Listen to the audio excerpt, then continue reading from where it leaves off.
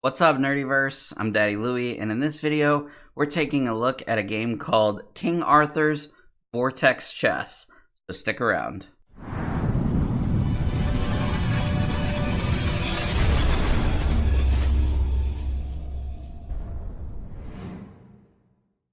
Before we get started, if you're new to our channel and you want to see more content like this, start now by hitting the subscribe button and the bell icon so you don't miss any future videos.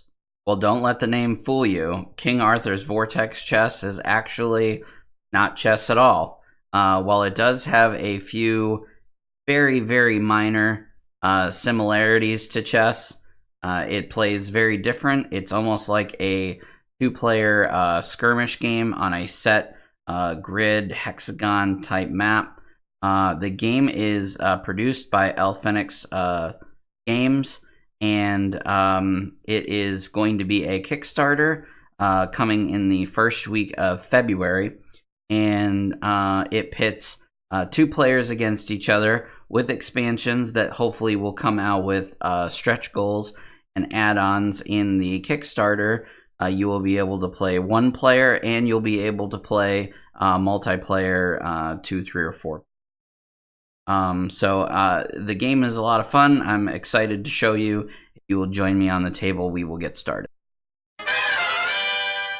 So before we get into all the components that come inside of the core game, I want to share with you guys some of the stretch goals and add-ons and stuff that the developers have planned for this Kickstarter.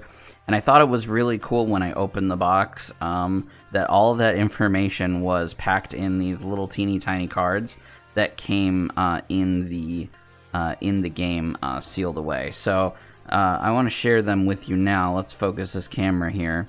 So if you back on day one, which is February 5th of 2020, everyone will get this miniature for free. So as of right now, the game is played with standees, which I will show you once we get into it. But one thing that they're trying to do, of course, it will be based on your support, is to change those standees to miniatures. And they're going to start by changing one of them, this dragon, catapult type thing here.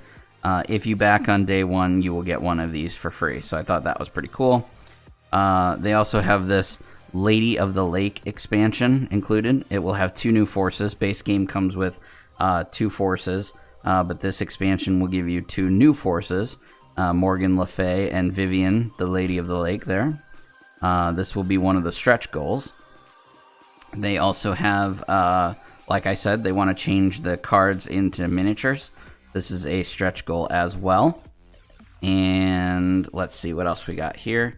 An expansion for 1 to 4 players, also a stretch goal, called the 4 Elements expansion. And as one of the pledges, it says 1 of 6, you will get to be a legendary Knight of the Round Table. So if that's something that interests you, your face could be one of the Knights of the Round Table here. So I thought that was really cool. They also have other things, other ideas that they have in mind, some add-ons that you can add. But I definitely recommend, at a minimum, checking out their Kickstarter and seeing all of the cool things that they have to offer out on February 5th. Okay, so now for the remainder of the components. So you see we have a bunch of different cards here. This is your action deck. This is the deck that you will use in order to perform actions out on the battlefield. And I will get into these more in a minute, but there's quite a few of those. Then you have your element cards. These will determine some of the element spots that are on the board, which will either help or hurt you based on what force you're using, and I'll also explain these in a minute. Then you have your warriors, your fighters that will be out on the field. You have your 2 armies. And again, these are standees. Here's the stands for them here. But hopefully with some stretch goal hitting, they will be able to produce miniatures. But for now, we're going to be using the standees, and I will show you those again in just a moment. You also get a dice. This is used in the game to change the elements and allow the wizards to do things on their turn. And then, of course, you have a rule book And let's not forget the board, which I will open up and show you. All right, so here is the board. It's really nice, nice coloration. All of the hexes are very visible. For what I understand, the board is also waterproof, which is a nice little addition as well. Something that you don't see too often. It has a nice shine to it, but it's not so shiny that it is distracting.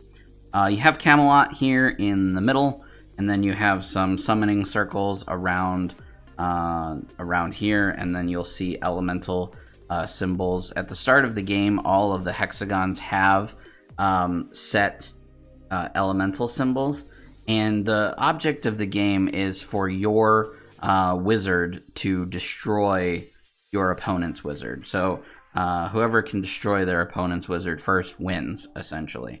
And I will show you how it plays. Before we look at a turn, we want to see what each of our characters on the field can do. In this example, I will show you this barbarian here. He has a 3 attack, so when attacking, he gets a base 3 damage. He has a 2 defense, and then this number 1 in parentheses shows that when he's assisting in a defense, his assist basically gives a 1, not the full 2. He gets a +1 when he is on one of these green elementals, and a -1 when he is on one of these white elementals.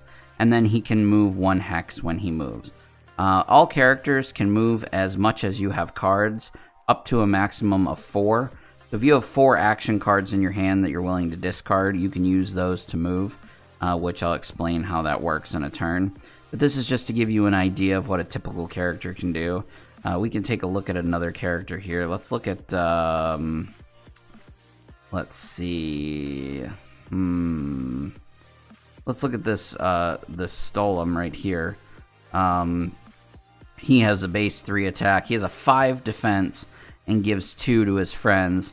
He's a +1 on the blue elementals and a +3 on the green elementals. So he has no negatives, and he moves 2 hexes when he moves on his turn, which is pretty crazy.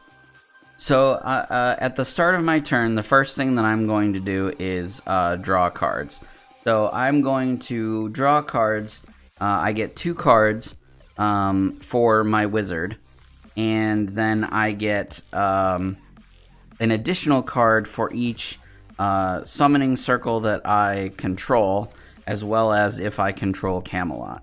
So let's assume that I have a character here. We'll say this Stolem right there, and he's controlling that space. So I would then get an extra card. And having cards in your hand is important. You can never have more than 10 cards in your hand, but you want to have as many as possible, because these cards in your hand are what's going to allow you basically to perform actions. Once you have drawn your cards, you're going to roll the die. Remember the die that I showed you here. And once you roll it, you're going to usually, on 4 sides, there is one of the colored element symbols. There's also the pictures of the wizards, which allow you to do something different with the wizard. But I did roll this element here, this white element or this gray element, and that lets me change one of the elements on the board. So because I got this this gray element or this white element here, I'm going to get to change the element of where I'm standing. So let's say, I don't have to be standing. It can be anywhere on the board. So I'm going to change this here to a white. So now this hex here has this element as well as its surrounding hexes as well. So that's what you do on the die roll. And then you move into your action phase. So in the action phase, you're going to spend action cards, and you're going to use those to move and to fight. So if you, for example, let's say I'm playing this here dragon, and this dragon is, we'll say, here, okay?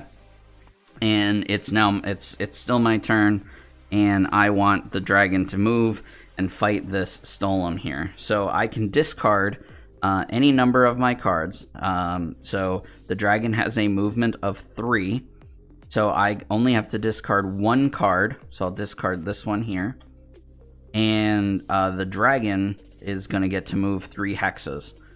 So he'll go 1, 2, 3. And he'll join the Stolem inside of this hex here, which will initiate a fight. So how do fights resolve? That's what I will explain next. Okay, so here we have a dragon who has a base attack of 5, who will be attacking this Stolem here, who has a base defense of 5.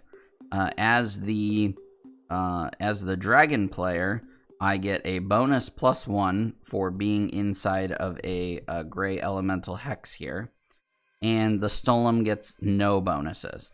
He doesn't have anybody around him, so he's not going to get any defenses like that. So now I've gone from 6 to his 5. So right now I'm winning the combat. So it would go to the Stolem player, where he would have an opportunity to play action cards from his hand. Let's say this is his hand. He could play this action card here to give him 5 more defense, which would put him at 10 to my 6. So he does that.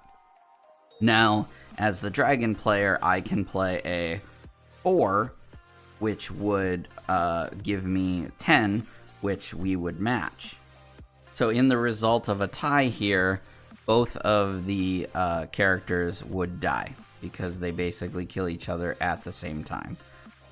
If it's not a tie, whoever wins eliminates the character off the board.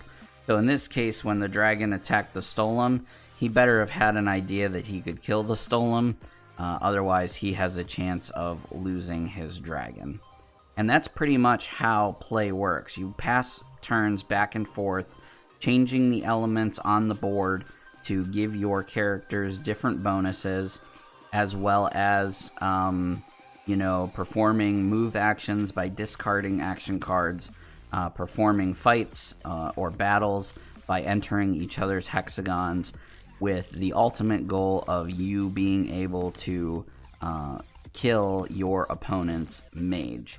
And yes, if to answer your question, if 2 mages enter combat in the same hex together and they tie and they kill each other, they both are removed from the table and the game is over with a draw.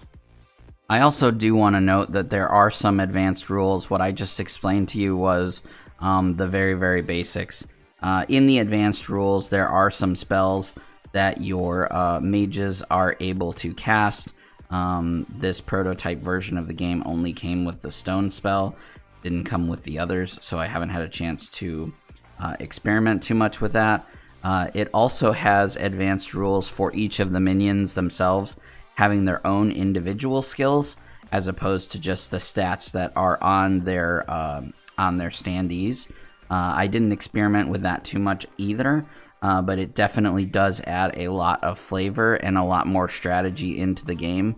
I feel like when I was explaining the game just now, I did a poor job really capturing what the essence of the game is, because it is very, very simple to learn. It only took me a few minutes to figure out the core mechanics of the game, but with those advanced rules, it does add a lot of strategy that will make it very difficult to master and become something that you'll want to play continuously over and over again to get really good at it. I absolutely love Vortex chess. King Arthur's Vortex chess is everything I thought I wanted in a game that I never knew I wanted, if that makes sense. It has a ton of strategy, a ton of built-in complexities to it that you have to discover kind of on your own. Being able to change the elements on the board while also managing where your characters are in order to kill the mage is really cool. I'm not a huge fan of standees at all. I'm very clumsy, tend to knock them over. So I really, really hope that this game hits those stretch goals to be able to bring miniatures to the game, because I really feel like this game will be leaps and leaps bounds better than it is right now. just with the addition of miniatures. Plus, on top of that, the fact of the matter that they have ideas for 2 new armies, a 1 to 4 player expansion, so many other goodies. The list goes on and on. Huge shout out to the developers. I think they've been working on this for a while. I can't wait to see it go live on Kickstarter. I know that you guys will like it. If you enjoy skirmish games where you are ultra competitive, killing each other's characters, going back and forth, 1 player, 2 player, 3 player, 4 player, all of that is going to hopefully come to life in this game throughout this Kickstarter. So I like this game a lot.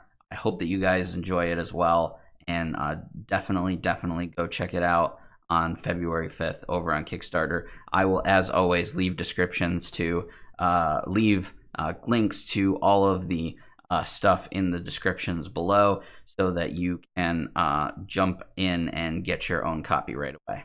Anyway, guys, if you liked this video, found it helpful, please give it a thumbs up. Really helps us out a lot. Make sure that you share it with your family, friends, and nerdy communities. If you have anything that you would like to see special on this page, any games you would like us to check out, please leave it in the comment section down below. If you have any videos you would like featured on our page, you can be sure to hit us up on any of our social media platforms, Facebook, Twitter, Instagram, at Circle of Nerds. Also, guys, don't forget we have a podcast. Comes out every Tuesday called The Cosmic Disaster Show. You can find that right here on YouTube or on any of the special, awesome podcasting platforms that you listen to podcasts. And for an extra bit of love and affection, make sure that you check us out over on Patreon at patreon.com/Circle of Nerds. Anyway, guys, that's all from me. I will see you in the next video.